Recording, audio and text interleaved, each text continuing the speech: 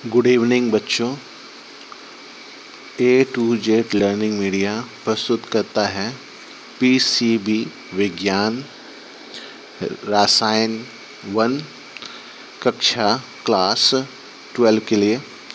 यह हिंदी में पढ़ाई होना है। इसमें हम लोग हिंदी और थोड़ी थोड़ी इंग्लिश भी हम लोग जानेंगे और अच्छी तरह से समझने का प्रयास करेंगे। इस वीडियो का उद्देश्य है मेरा कि जिन बच्चों को इंग्लिश में समझने में दिक्कत होती है वह इस वीडियो के माध्यम से हिंदी में समझें और अपने एग्ज़ाम की तैयारी करें। आपका एग्ज़ाम जो है नज़दीक ही होने वाला है।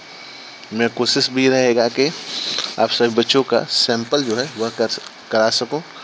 हिंदी इंग्लिश दोनों में ही सैंपल का वीडियो भी मैं शुरू कर दूंगा, ऐसी आशा है। चलिए तो हम लोग आपके सामने आपका पहला चैप्टर है। इसमें हम लोग कई चीज़ें हम लोग ने पढ़ ली थी। आज हम लोग जो पढ़ने जा रहे हैं वह है आपका निविड़ संकुलित संरचना। ठीक है, तो जैसा कि हम लोग ने पिछले कई क्लासों में जाना है कि ठोस में अवयवीकरण जो होते हैं निविड़ संकुलित होते हैं, उनके माध्यम न्यूनतम रिक्त स्थान वाले होते हैं। आइए हम कणों के समरूप कठोर गोले मानते हुए 3 पदों पे त्रिविमीय संरचना को निर्मित करें। तो इसमें देखिए, यह हमने इंग्लिश में भी जाना था, एक विमा वाला है, 1 डायमेंशनल जो है स्फीयर के निविड़ संकुलन है। एक विमीय निविड़ संकुलन में गोलों की व्यवस्था केवल एक विधि है जिसमें एक पंक्ति में एक दूसरे से स्पर्श करते हैं। ठीक है, इस व्यवस्था में गोला जो स्फीयर्स हैं वह 2 निकटवर्तीय स्फीयर्स के संपर्क में होते हैं और एक कण के निकटतम गोले की संख्या उनके उपसंयोजन की संख्या माने कोऑर्डिनेट नंबर जो है इनके 2 होते हैं। इस प्रकार से द्विविमीय निविड़ संकुलन व्यवस्था में उपसंयोगी की संख्या 2 होती है। ठीक है, ये आपको समझ में आ गई बात। अब हम लोग आते हैं द्विविमा में निविड़ संकुलन। ये द्विविमा वाले निविड़ संकुलन का फिगर्स है। द्विविमीय निविड़ संकुचित संरचना में निविड़ संकुलन गोलों की पंक्तियों को एक साथ व्यवस्थित करके रखकर जनित की जा सकती है। इसमें 2 भिन्न प्रकार से किया जा सकता है। ये जो बनता है ये 2 प्रकार से बनता है। एक हुआ आपका द्विपंक्तियों को प्रथम के संपर्क में ऐसा रखा जाए कि द्वितीय पंक्ति के गोले प्रथम पंक्ति के गोले के ठीक ऊपर हो। ठीक है, इससे क्षैतिज तथा साथ ही ऊर्ध्वाधर रूप से संरेखीय हो जाएंगे। इसको चित्र द्वारा हम लोग अच्छी तरह समझेंगे। यदि पंक्ति को हम ए माने, पहली पंक्ति को, और द्वितीय पंक्ति प्रथम पंक्ति के ठीक सामने होती है, इस प्रकार से जो स्ट्रक्चर बनेगा वो ए करके बनेगा। ठीक है, जैसा कि चित्र 1.14 में दर्शाया गया है। ये देखिएगा किस तरह से है। यहाँ पर देख रहे हैं कि एक इस तरह से लगा दिए, फिर इसके ऊपर नीचे लगा दिए, इस तरह से करके हम लोगों ने व्यवस्थित कर दिया है ना। इस प्रकार इस व्यवस्था में प्रत्येक गोला 4 निकटवर्तीय गोले के संपर्क में रहता है। इस प्रकार द्विमीय उपसंयोजकता संरचना 4 होती है। क्यों जानते हैं? देखिए, इसका कारण है कि कहीं भी आप कोई स्ट्रक्चर ले लीजिए, उसके चारों तरफ जो है 4 गोले कनेक्ट हुए हैं। इससे क्या है कि 4 गोलों के केंद्र को जोड़ा जाता है, एक वर्ग प्राप्त होता है। इस प्रकार के संकुलन को द्विविमीय वर्ग निविड़ संकुलन कहते हैं। याद रहेगा आपको। तो दूसरी तरीका यह है कि यहाँ दिख ही रहा है फिगर में किस तरह से है। गोलों का षटकोणीय निविड़ संकुलन यह है। ख नंबर देखिए आप ध्यान से, षटकोण का फॉर्मेशन हो जा रहा है। द्वितीय पंक्तियों के प्रथम ऊपर संतरित रूप से आप इस प्रकार रखा जा सकता है कि उसके प्रत्येक गोले की पंक्ति अवनमों में ठीक आ जाती है। यदि पंक्ति के गोलों की व्यवस्था ए प्रकार कही जाए तो द्वितीय पंक्ति को अगर बी माने तथा तृतीय पंक्ति के निकटवर्ती शांतियुत रूप से रखा जाए तो गोले प्रथम तल के गोले संरेख हो जाते हैं जो ए प्रकार के हैं, और उसी प्रकार चौथी पंक्ति के गोले बी प्रकार से संरेखित हो जाते हैं। इस तरह की व्यवस्था में ए बी तरह का स्ट्रक्चर बन जाता है। इस व्यवस्था में मुक्त स्थान कम होते हैं। इसमें संकुलन और वर्ग नियुड संकुलन में अधिक दक्ष होते हैं। प्रत्येक गोला 6 निकटवर्तीय गोलों के संपर्क में रहता है और द्विविमीय उपसंयोजन संख्या 6 हो जाती है। ठीक है, और षटकोण का निर्माण करता है। जैसे फिगर में आपने देखा, इस प्रकार संकुलन को द्विविमीय षटकोणीय निविड़ संकुलन कहते हैं। और चित्र 1.14 ख में हम लोग यह देखेंगे कि इस तल में कुछ रिक्त स्थान है। यह त्रिकोणीय आकृति की है और त्रिकोणीय रिक्तियों 2 प्रकार की होती है। एक पंक्ति में त्रिकोण की शीर्ष उपमुखी और अगली पंक्ति में अधोमुखी होती है। तो ये बातें हम लोग को ये समझ में आएगा। देखिए यहाँ पे क्या है, जब ये हेक्सागोनल शेप ले रहा है तो इसमें आपको गैप्स दिखाई दे रहे हैं। तो इसमें 2 तरह के गैप्स होते हैं, एक आपके उपमुखी अंतर होता है और एक आपका अधोमुखी गैप्स होता है। अब हम लोग आते हैं त्रिविमा में निविड़ संकुलन। सभी वास्तविक त्रिविमीय संरचनाएं त्रिविमीय संरचनाएं होती हैं। यह द्विविमीय परतों को एक दूसरे से के ऊपर रख कर प्राप्त की जाती है। यानी अभी आपने देखा जो 2 डायमेंशनल फिगर एक दूसरे को ऊपर रख करके इसको 3 डायमेंशनल बना दिया जाता है। पिछले खंड में हमने द्विविमीय में निविड़ संकुलन की विवेचना की थी जो 2 प्रकार की हो सकती है, लेकिन वर्ग निविड़ संकुलन और षटकोण निविड़ संकुलित हम लोग जाना था। आइए वो हम लोग देखते हैं कि कितने प्रकार के त्रिविमीय निविड़ संकुलन प्राप्त किए जा सकते हैं। तो आपके सामने कुछ फिगर है, ए वाली संरचना है ना, इसको हम लोग सबसे पहले देखेंगे।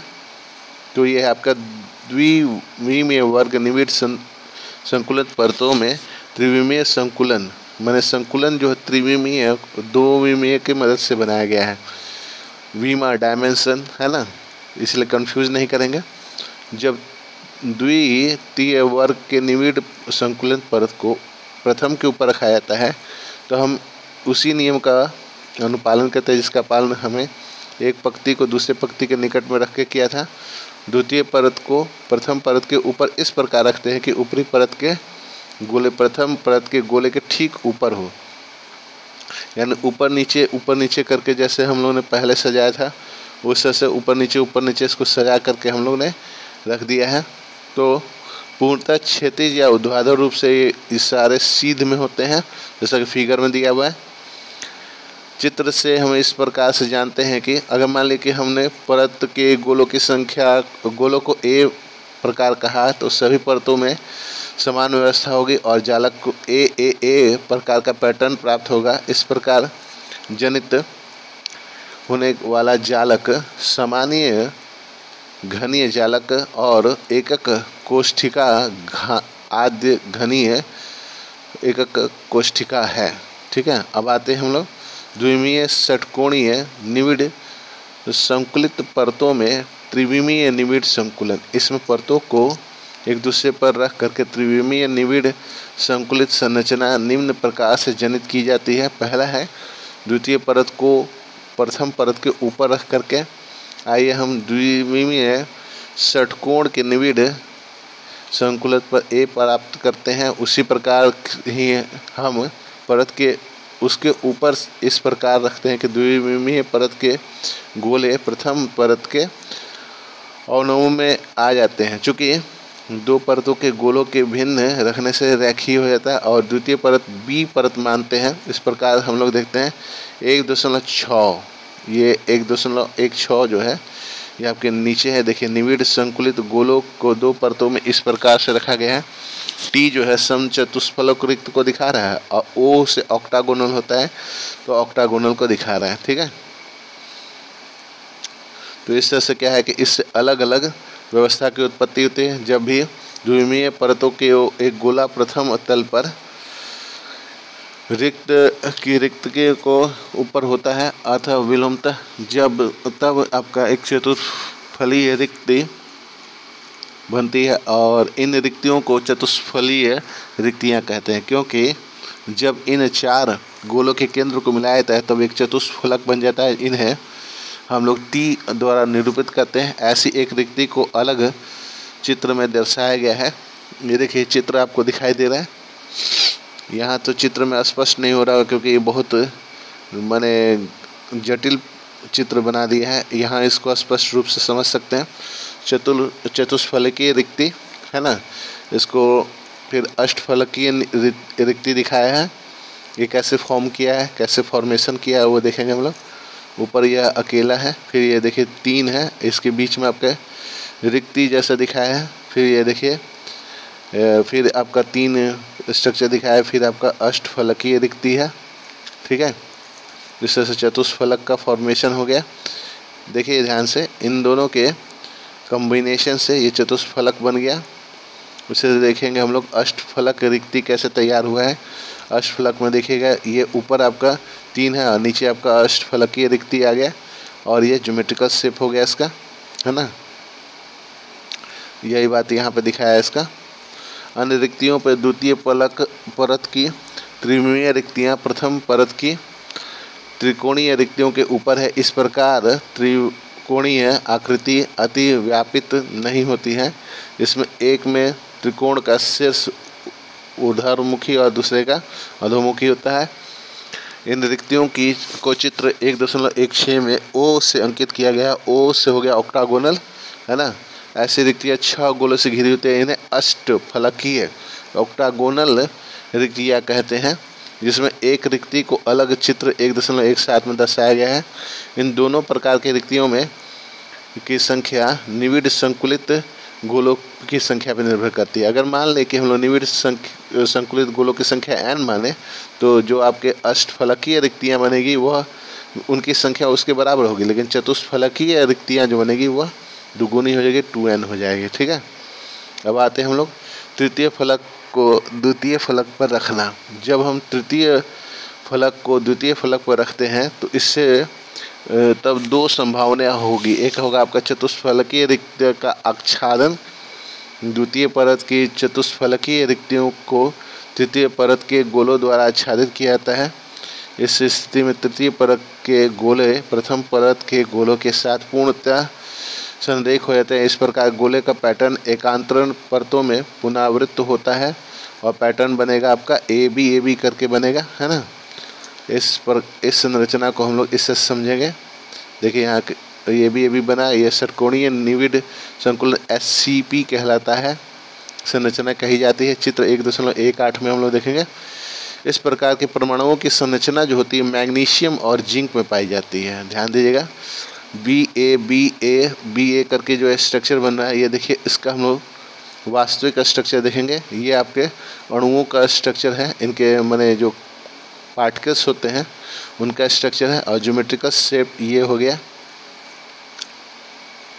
षटकोणीय, जो है षटकोण के रूप में षटकोणीय निविड़ संकुलित है। और उसी तरह से यहाँ देखिए ABC करके आपका घन निविड़ संकुलन बना। इसका हम लोग पार्टिकल्स जो हैं, टीनी पार्टिकल्स जो कनेक्ट होते हैं वो इस तरह से कनेक्ट होते हैं। और ज्योमेट्रिकल शेप FCC का यह फलक केंद्रीय घनीय इस तरह से बनता है। अब आते हैं हम लोग अष्टफलकीय रिक्ति का आच्छादन। तीसरी परत दूसरी परत के ऊपर इस प्रकार रखी जाती है कि उसमें गोले के अष्टफलकीय रिक्तियों के आच्छादन करते हो। इस प्रकार में इसे रखने पर तीसरी परत के गोलीय परत अथवा द्वितीय किसी भी परत के साथ संरेखीय नहीं होते हैं और इसको हम लोग C कहते हैं। ठीक है, तो हम लोग देखेंगे कैसे बनता है। केवल चौथी परत रखने पर गोले प्रथम के गोले के साथ रेखीय होते हैं। और चित्र 1.18 और 1.19 में हम लोग ने देखा। अब हम लोग देखेंगे कैसे यह फॉर्म करते हैं। परतों में ABC व्यवस्था को अष्टफलकीय रिक्ति आच्छादन होता है। देखिए ABCA इस तरह से यह ज्योमेट्रिकल यह आपका शेप ले लेता है। अब इस प्रकार को पैटर्न को ABC लिखा जाता है। इस संरचना को घनीय निविड संकुलन संरचना CCP अथवा फलक केंद्रीय घनीय संरचना FCC कहते हैं। यह धातु, तांबा और चांदी इसी संरचना के क्रिस्टल होते हैं। अब हम लोग कुछ महत्वपूर्ण जानकारी प्राप्त करेंगे। ये दो प्रकार के निविड संकुलन अति उच्च क्षमता वाले होते हैं और क्रिस्टल का 74% स्थान संपूरित रहता है। इन दोनों के प्रत्येक गोला 12 गोले के संपर्क में रहते हैं। इस प्रकार इन दोनों संरचना में उप संयोजकता संख्या 12 होती है। आज की वीडियो में इतना ही है ना। अगली बार जो वीडियो आपका बनेगा केमिस्ट्री का, वो बनेगा यौगिक का सूत्र और संपूरित रिक्तियों की संख्या। ठीक है, इस वीडियो को ज़्यादा से लाइक करें, शेयर करें, सब्सक्राइब करें। जो भी बच्चे हिंदी में जिनको समझ में आती है वो हिंदी में समझ लें। सबसे अच्छा बात यह होता है कि जो आप इंटर का एग्ज़ाम दे रहे हैं तो आप हिंदी में ही दें, ताकि आपको मान लीजिए जो इंग्लिश में याद हो जाता है उसको इंग्लिश में आप परिभाषा लिख सकते हैं, और जो हिंदी में लिख सकते हैं उसको हिंदी में लिख सकते हैं। लेकिन अंग्रेजी वाले के साथ यह समस्या होती है कि उनको पूरा का पूरा इंग्लिश में लिखना, तो वो हिंदी का प्रयोग ना करें लिखने में कहीं। ठीक है, इस वीडियो को ज़्यादा से ज़्यादा लाइक करें, शेयर करें, सब्सक्राइब करें। Thank you, have a nice day.